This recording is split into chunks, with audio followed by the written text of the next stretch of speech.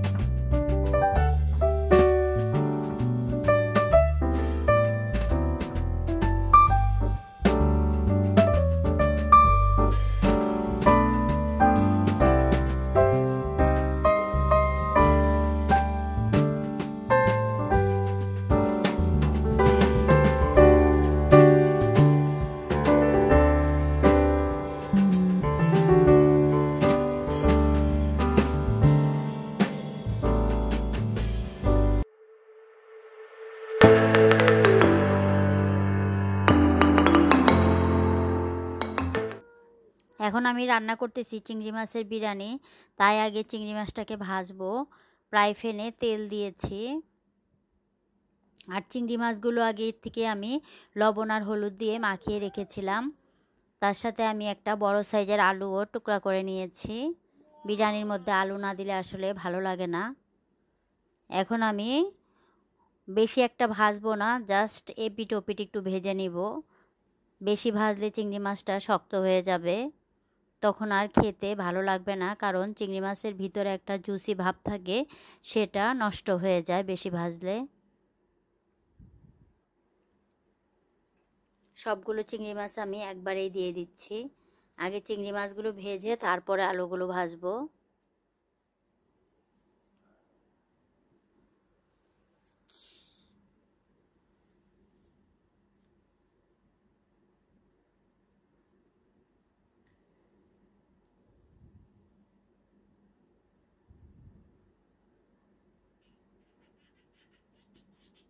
এখন আমি একটা একটা করে চিংড়ি মাছ উল্টিয়ে দিব।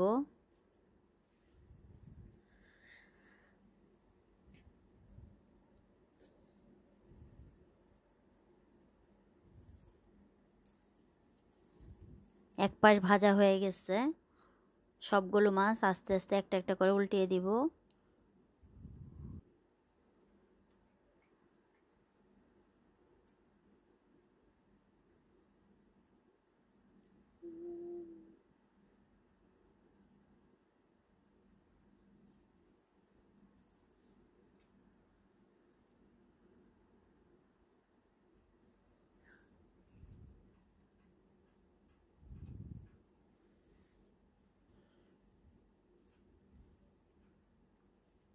এভাবে চিংড়ি মাছ দিয়ে আপনারা বাসায় রান্না করে খেয়ে দেখবেন, অনেক ভালো লাগবে।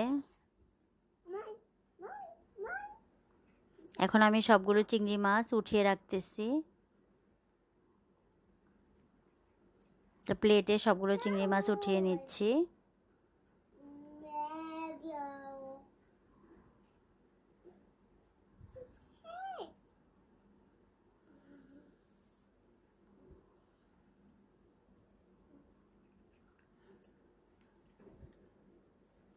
এবার আমি এই তেলের মধ্যেই আলুগুলো দিয়ে দিব।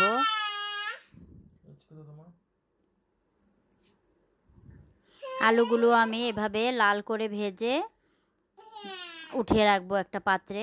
এখন আমি আরেকটি হাঁড়ি বসিয়ে দিলাম চুলাতে। এটার মধ্যে আমি ফাইনাল রান্নাটা করব। তার মধ্যে আমি ওই চিংড়ি মাছগুলো যে ভেজেছিলাম ওই তেলটাই ব্যবহার করতেছি।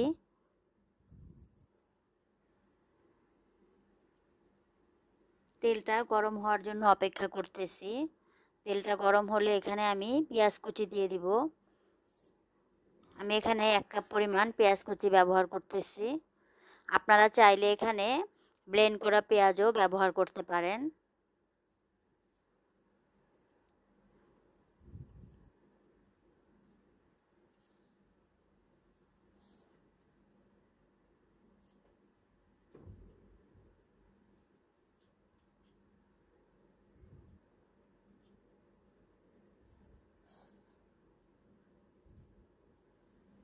পেঁয়াজটাকে আমি ভালোভাবে তেলের মধ্যে কিছুক্ষণ লবণ দিয়ে ভেজে নিব। এখানে আমি 1 চামচ পরিমাণ লবণও দিয়ে দিলাম।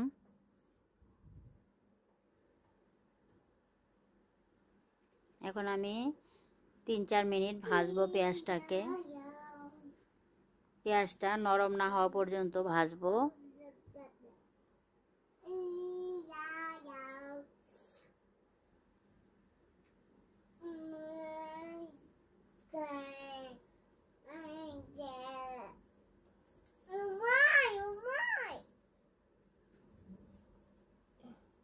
এখন আমি এখানে হলুদের গুঁড়া দিয়ে দিয়েছি। তার আগে আমি এখানে মরিচের গুঁড়া ব্যবহার করেছি। মরিচের গুঁড়াটা আমি এখানে অল্প পরিমাণ ব্যবহার করেছি, কারণ এখানে পরে বিরিয়ানির মশলা দেয়া হবে। বিরিয়ানির মশলার মধ্যে গোলমরিচ থাকবে, তা না হলে বেশি ঝাল হয়ে যাবে, বাচ্চারা খেতে পারবে না। তারপর দিয়ে দিলাম ধনিয়ার গুঁড়া 1 চামচ আর গরম মশলার গুঁড়া 1 চামচ দিয়ে ভালোভাবে মশলাটাকে ভুনা করে নিব।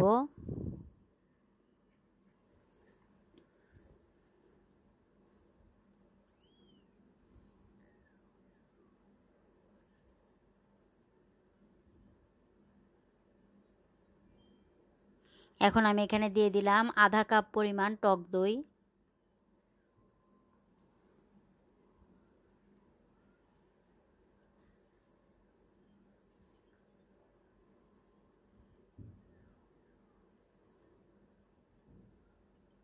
টক দই না থাকলে আপনারা লেবুর রস দিয়ে গুঁড়ো দুধ দিয়ে গুলিয়েও দিয়ে দিতে পারেন।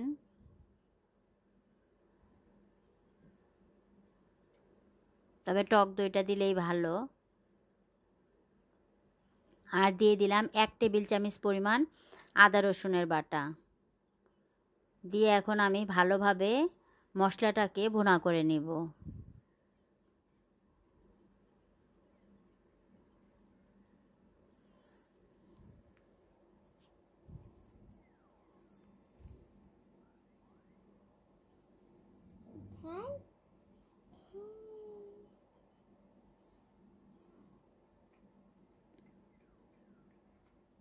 মশলাটা দেখেন উতরানে উঠতেছে।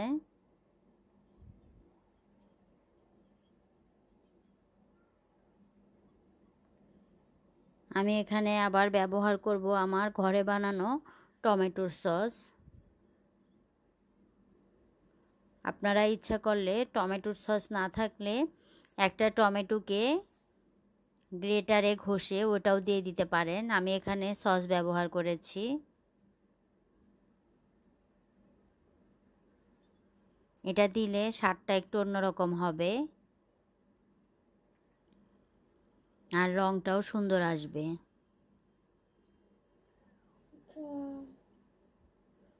এখন মশলাটাকে ভালোভাবে ঢাকনা দিয়ে ঢেকে আমি ভালো করে ভুনা করে নিব। যে আমার মশলাটা দেখেন ভুনা হয়ে গেছে, উপরে তেল ভেসে এসেছে, তার মানে আমার মশলাটা সুন্দরভাবে ভুনা হয়েছে। এখন আমি এখানে মাছগুলো দিয়ে দিচ্ছি।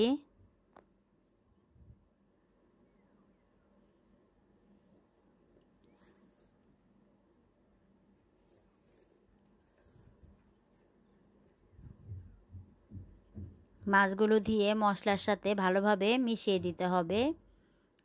আর আমি গরম পানি দিয়ে 1 কাপ দুধ গুলিয়ে রেখেছি আমি, সেটা এখন এটার মধ্যে দিয়ে দিব। আমি এখানে কোনো পানি ব্যবহার করব না। এখন এটা দিয়েই আমার তরকারিটা হয়ে যাবে।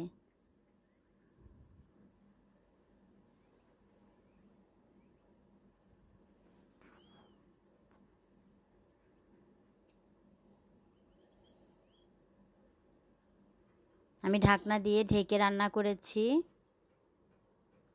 এখানে আমি 10 মিনিট রান্না করেছি।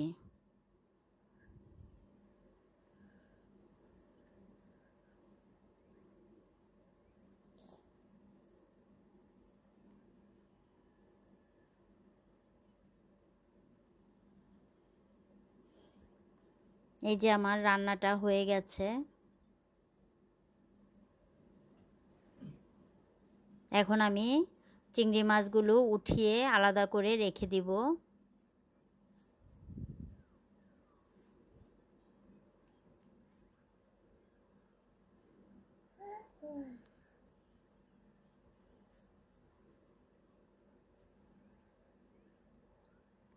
আমি আলাদা একটা পাত্রে সবগুলো মাছ আলু উঠিয়ে ফেলছি।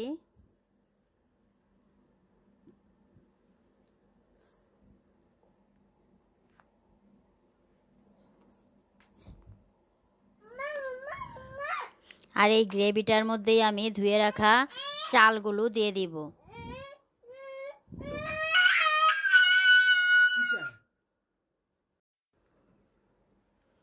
সবগুলো মাছ উঠানো হয়ে গেলে এই গ্রেভিটার মধ্যেই আমি ধুয়ে রাখা চালগুলো দিয়ে দিব।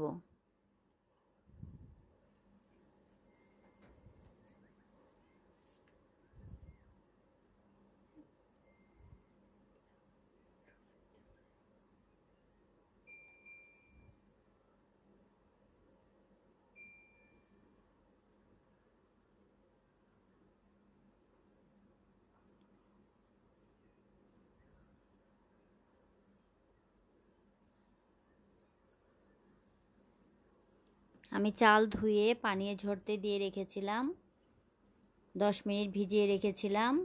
এখন সেই চালটাই আমি এখানে দিয়ে দিচ্ছি।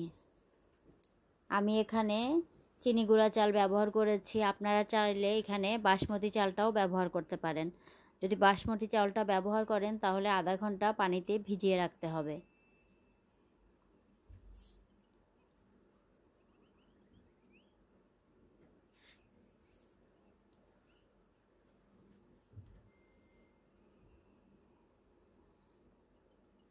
ভালোভাবে নাড়া দিয়ে মশলাটার সাথে আমি মিশিয়ে দিচ্ছি। এখন আমি এখানে গরম পানি ব্যবহার করব। যেহেতু আমি এখানে 400 গ্রাম চাল নিয়েছি, আমি এখানে 4 কাপ পানি ব্যবহার করব।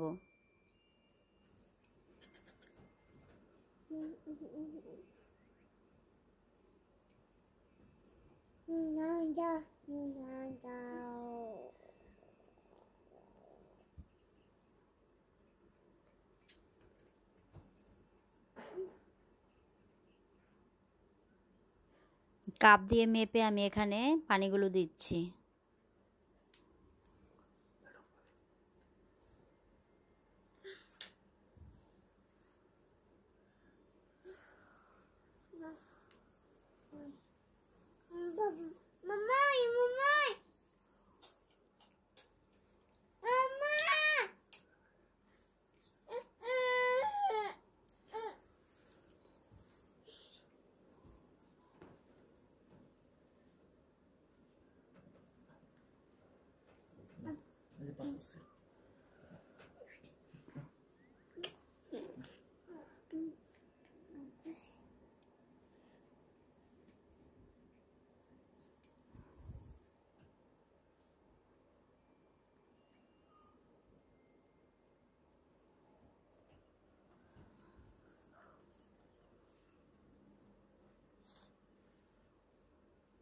এখন আমি এখানে বিরিয়ানির মশলা দিয়ে দিলাম,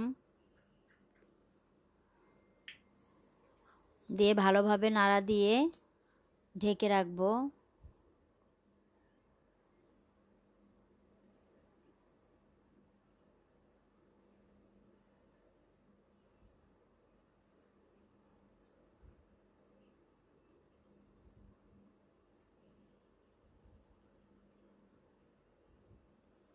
20 মিনিট ঢেকে রান্না করব।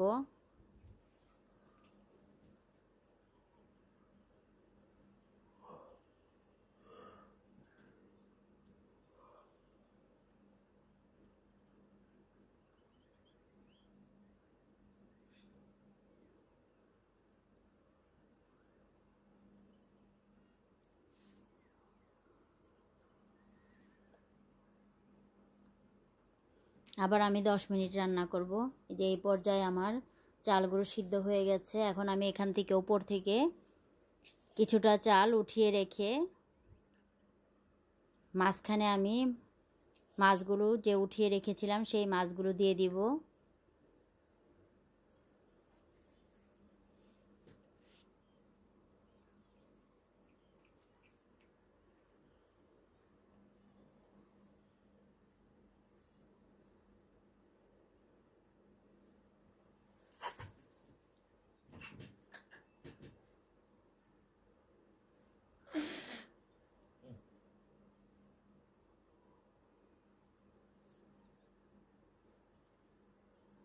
বাকি চালটা আবার আমি উপর দিয়ে দিব।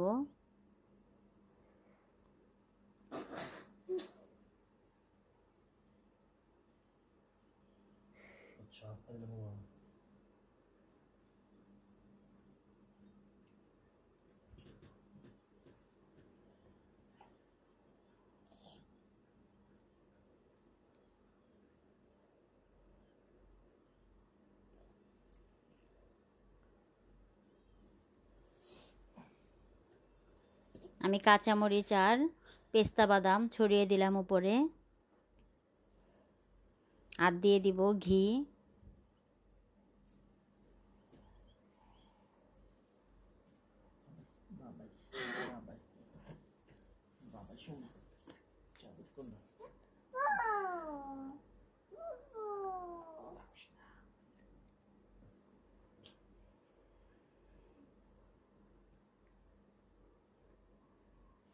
এবার আমি ঢেকে দমে রেখে দিব 5 মিনিটের জন্য।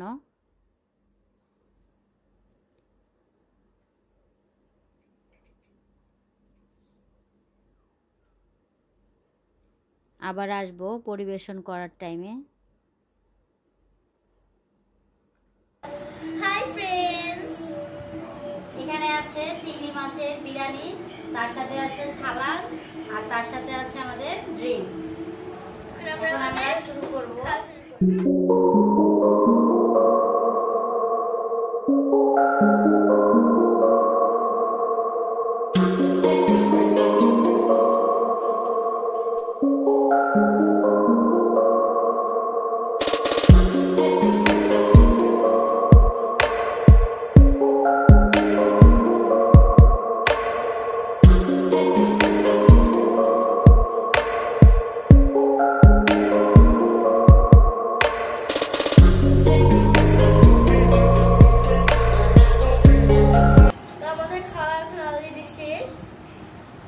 আজকের দিনটা খুব ভালো কাটলো, পাপার বার্থডেটাও হলো।